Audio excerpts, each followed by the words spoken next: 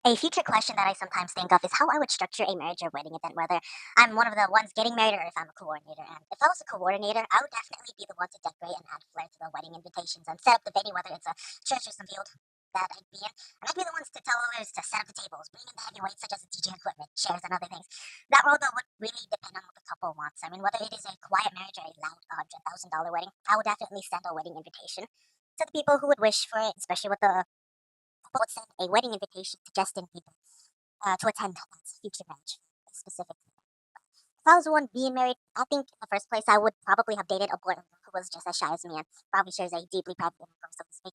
I would prefer a marriage that is like Anakin style and like one in a sunset and sunrise with like a few close family members, or just random people, just less than 100 people at least maximum, or no one at all. Because a marriage, I think, is something that should be celebrated. I know there's some people who would prefer 100 or thousands of people watching a marriage, but I think the love covalence between any couple is sacred. I don't think it should be subject to mass photography or being watched by hundreds and hundreds of people. But I'd rather grab like a few family members from my father's family and less from my family due to internal problems. Grab the officiator, go to a beach during sunset and marry them on the sand.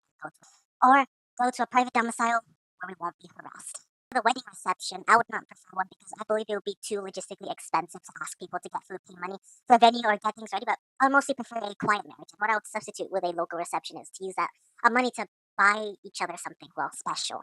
But that is in who knows like how many years from this point at 16 years old. And those married women said to me months ago that I would still have a long journey until I get there. So still have to be focused on other things today, but nonetheless, a preview to what I would plan much, much later on as an adult. So cool thing. In my haircut too, the reason I even made this video at all was that I was kind of sensing this too because there was this one girl who was saying, she was working at the hair place too. She was saying, so my family relative married some white boy and they had kids together. They live in some house far away, but I still remember you and others from high school, quote unquote. And I am sensing that exact same quote that will be said at least like a decade later when whether I am dating a boy or a girl. And I know their friends would one day say, so they married this white boy named Quanko and they live elsewhere or they live together or something.